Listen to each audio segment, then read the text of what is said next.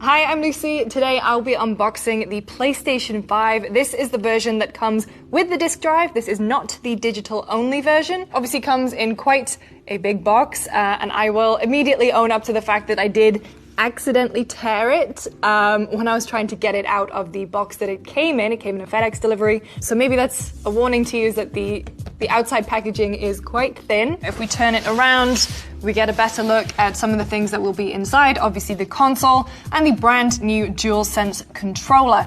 Okay, let's open her up. I've got a razor blade. Okay.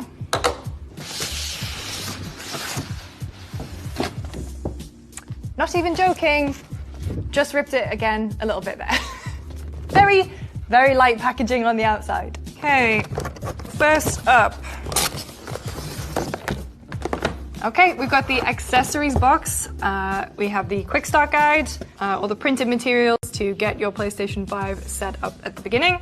Also the safety guide, all your safety notes to be aware of, I suppose. The power cable, pretty standard AC power cable there. And then,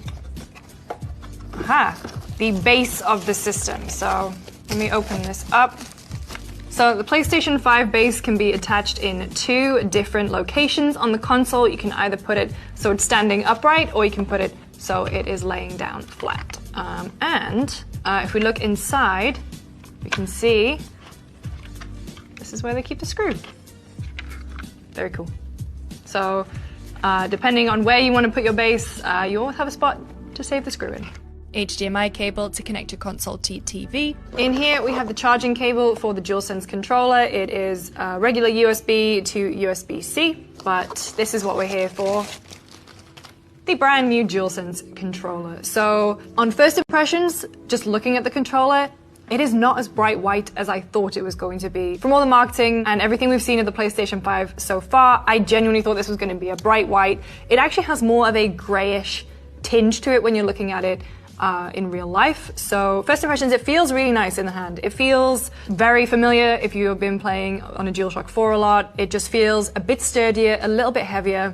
Let's start with the charging port. We've already seen the charging cable, USB-C, it's right at the back there. In terms of the face buttons, they have lost all their color, probably to fit in with this new sleek black and white look. So shoulder buttons, there's a little more sound feedback when you're pressing them, which actually feels quite nice. They feel like way more responsive. I don't know if it's just because my DualShock 4 is quite old and it feels a little bit sticky. The face buttons are actually a lot softer to press, and actually the touchpad has more of a feedback in it as well. The DualShock 4 touchpad felt very, very soft to me, but this one feels like it's way more of a button. But the face buttons themselves do feel a lot softer to press.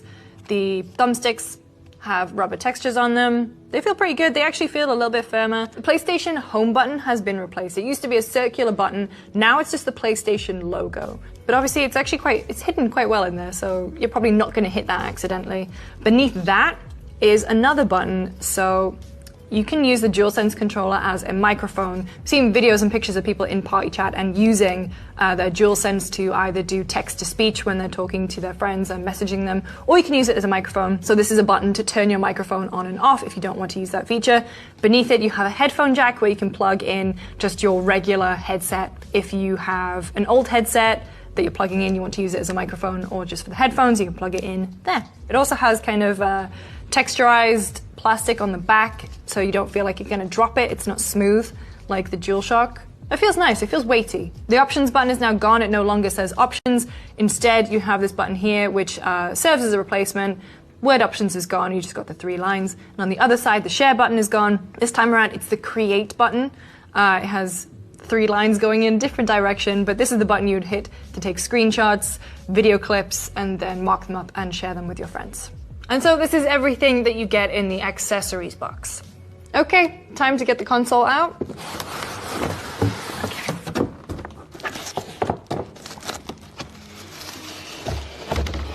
Okay.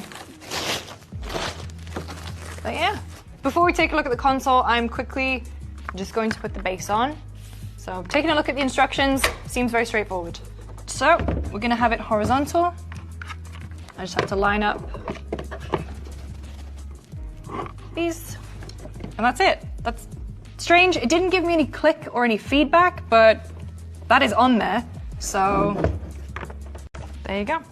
That was very easy. The one thing I'll say is that not having any kind of click feedback did make me question as to whether I'd done it correctly, but we're in. So this is the PlayStation 5 console with the disc drive in the horizontal position. I'll adjust it and put it in the vertical in a bit. Let's take a look at the back of the console. This is where your AC power cable is going to go, HDMI, Ethernet, and 2 USB 3s. Be careful when you are spinning your console around. So because the base is, if it's in a horizontal position, is just kind of gripping on, the bottom of the base obviously grips to the table and it can accidentally swing off, so be very careful. Let's look at the front of the console. This is obviously what you'd be looking at most of the time.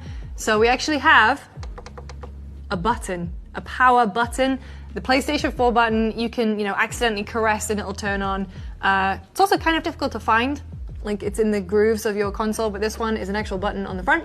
So there's your power button. You also have a disc release button. This is obviously the disc version. So here's the disc drive right down here.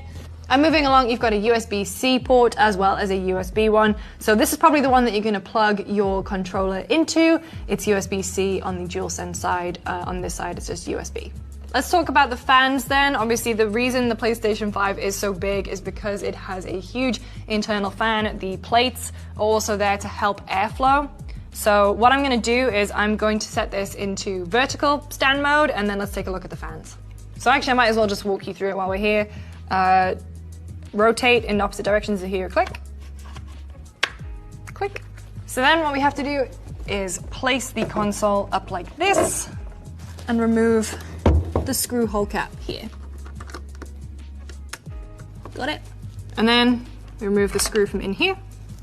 Then all we do, hang that on there. Again, there's no purchase on this end, so you're just kind of like putting the screw in and hoping for the best. So then you have the screw hole cover, and I will warn you now, this thing is slippery. Be very careful.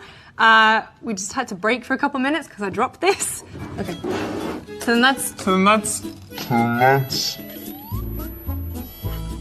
god. Oh my god. I don't know where it went. Oh my god. It may have even gone underneath one of these legs. I got it. Oh, it's not it. It was a piece of dirt. What a stupid little piece. But if you are careful, it lives in there and clicks in. So now we have the base on.